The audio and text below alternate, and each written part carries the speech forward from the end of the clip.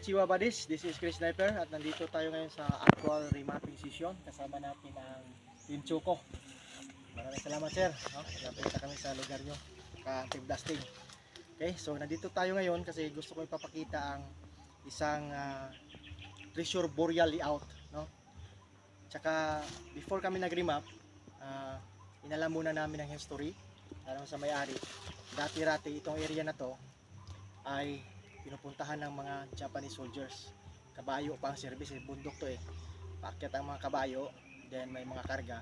Pagbalik sa baba, wala na ang mga karga, wala na sila karga. Okay, so thank you Team Choco. Bansay Team Choco! Bansay! Team Choco kasi maraming chocolate dito. Ito yung chocolate, gagawing chocolate. Ano itong pangalan to sir? Kakao. Okay. Pahulay So, pa sir.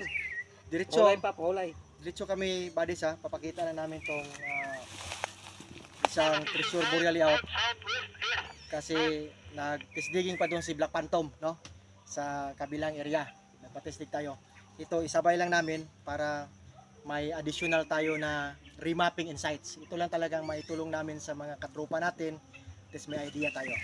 So, diretso tayo. Ito yung tatlong bato. Yan. Ayaw ako dito. Ito yung bato sa east, yan ang bato sa west. Okay, so kumpas, kita ko lang marker. Yan. So tinayuan ko bato, nasa east ako posisyon, so 270 degrees west side yung isang bato. Okay, so kumpas naman tayo sa kabila. Yan, 315 degrees. Yan, may isang bato din doon, so baka simot 135. Dito naman sa kabila, ito. Dito ako tatayo. Yan. Pupunta doon ang compass natin, 45 degrees din, 25 degrees. So, naka-triangle talaga. So, tama, napapasok siya sa 83 grams. Diba? So, triangle formation. Then, ngayon, sukatin natin pag equilateral. Dahil pag equilateral to, ay alam na natin nasa gitna. Okay. So, kuha tayo ng sukat. Kita ba this? 10 feet. Okay. 10 feet.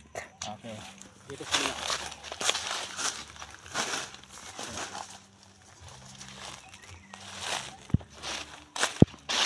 Yes. 10 feet. Okay, 10 feet. Dito naman. Ang S-twist alignment. Tingnan natin. Doon.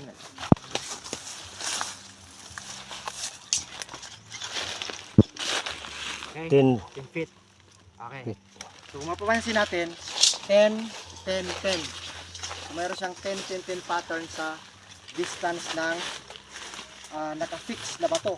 Talagang not movable to.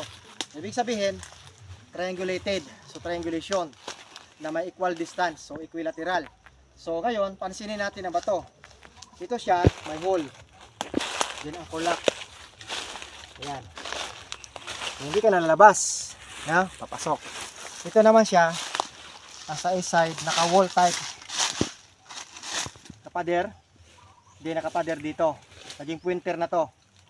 Yan. Sa gitna. Dito, may heart formation. Ito. Okay. Sa S. Okay. Pointing to center. Dito naman sa kabila, nasa norte. Yan. Pansinin natin, itong bato na to, yan. Mayroon siyang ano tawag ito? Corals. Yan. Ito yung mga galing sa dagat na corals. Ibig sabihin norte. Galing sa dagat eh, tubig. So dito ang posisyonin niya. Para din siyang likod ng pagong na walang ulo. So alam naman natin pag pagong sa primary items nasa south. Yan. So kumpas tayo nito. Yan, sa gitna na, center. Yan. 180 degrees from this pagong, nasa south ang item. Okay. Dalawang ano lang yan, lakang yan. Isa, dalawa. Yan, item na. Ito yung istaka natin ng item. Yan. So dito ang center spot. Ipatsik natin kay sir. Sa Team Choco, team leader. Ito yung istakahan. para makita natin ang paggamit ng Japanese wand din. Ayan. So pag paado yun, abante pa siya. Ayan. Pag tatamaan ng mga siding, ikot na siya dyan. Abante pa ng konti. Ayan. Hanggang sa gitna, kilid-kilid. So yan ang pagkuha ng dimension. Dito sa gilid. Okay. So yun ang sinasabi ko na after remapping, pwede natin ma-check ng gadget, kahit anong gadget ang ginagamit nyo, basta alam nyo lang gamitin, din alam natin ang kakayahan. No? May scientific method na talagang mag-detect siya ng gold. Ito may bala to na gold eh. Hindi nakapindulong. Okay? So, thank you sir. Yun na, ang spot. So ngayon, kita natin 10, 10, 10. So triangle formation. So alam naman natin yan. Malaking load yan eh. Pagkasukat ko na Richard. So team blasting. So Richard. Birthday boy kahapon. Happy birthday na Richard. 1/4. 1/4. Ang taas niya.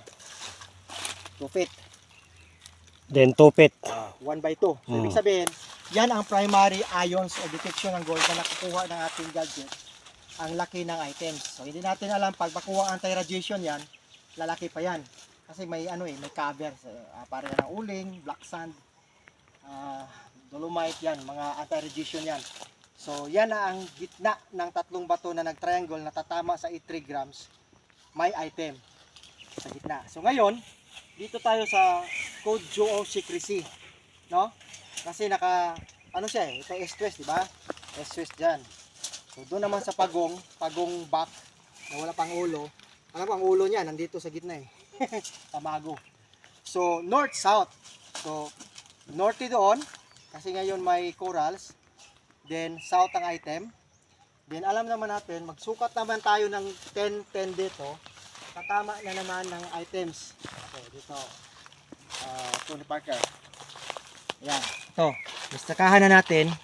Yan ang spot natin ng pangalawang deposit. Itong tinatawag natin na double deposit. 159 pattern. 1 sa code 1, bato.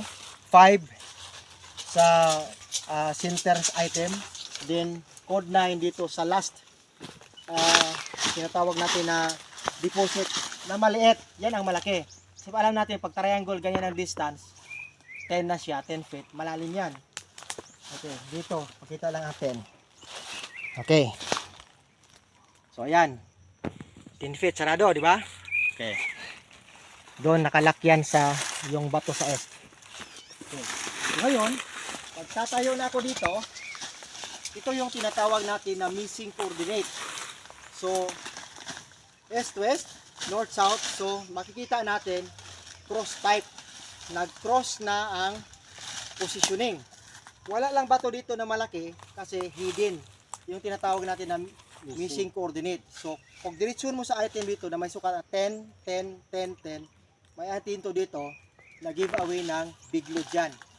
Or medium deposit, yan. Kasi 1/2 yan eh. Malaki-laki yan. So, kung pansinin natin, nag-diamond type na ang pattern. Yung tinatawag natin na geometric pattern, diamond type, boreal layout, or cross type, Kojo, Jis, no? Jis. So, ito, bantayan natin sa 10 feet to 10 yards. Ano makikita sa maliit na deposito nito? Kasi liit lang eh. Pwede sukat card. Yan. 6 by 6 inches by 3 inches. Parang isang barita lang. 3 inches. Okay, 6 by 3. Napakalit bodies, no? So tapos sasapol siya sa pattern. Kaya sinishare ko to kasi ang pattern is standard ito. Tinatawag na cross type pattern or Kojo o secrecy. Then triangulation of rock with center deposit. So hopefully naintindihan nyo bodies. Precise na yan ha. Then tamang sukat. Importante may sukat talaga. So pag gis doon, dapat gis din doon. Gis din dito, gis din.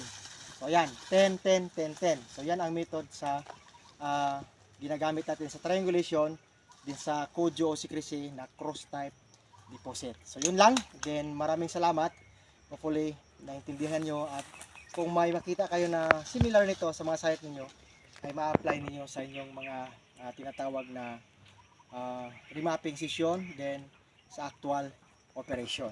Okay? So, thank you so much, Tony Parker. Doon ka muna. So, ito si Tony Parker, katropa natin. Videographer siya natin kasi si Black Phantom busy pa eh. No? So, ulitin ko. Yan, ang positioning ba to? Makita lang. 1, 2, non-movable yan talaga ba this? 3, yan. So, triangulated yan. Triangle yan talaga. With equal distance. Ayan siya. Okay. So, ito yung katropa natin dito sa Team Choco. Thank you, sir. Then, thank you, Team Blasting. Red Phantom, Black Phantom, lahat ng mga Phantom. Tony Ferrer. So, once again, this is Chris Sniper saying, eat, sleep, and explore. Then, Bansay Team Choco! Bansay!